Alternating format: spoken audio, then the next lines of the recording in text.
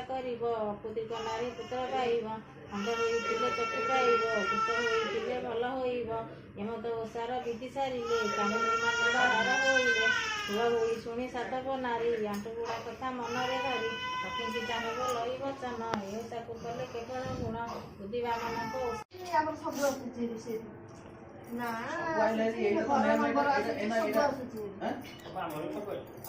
ସେମିତି ଆସୁଛି ଏଇଟା ମେନ୍ ଟା ନା ତମେ ତ ଯେମିତି ଗ୍ୟାସ୍ ଆଣୁଛ ଗ୍ୟାସ୍ ବହି ଯେମିତି ମେନ୍ ଆପ୍ଲାଏ କରିବ ଏଇଟା ସେମିତିଆ ଜାଣିଛଟି ସବୁ ଘର ତାହେଲେ ଆମର ଏଇଟା କରିବାକୁ ନା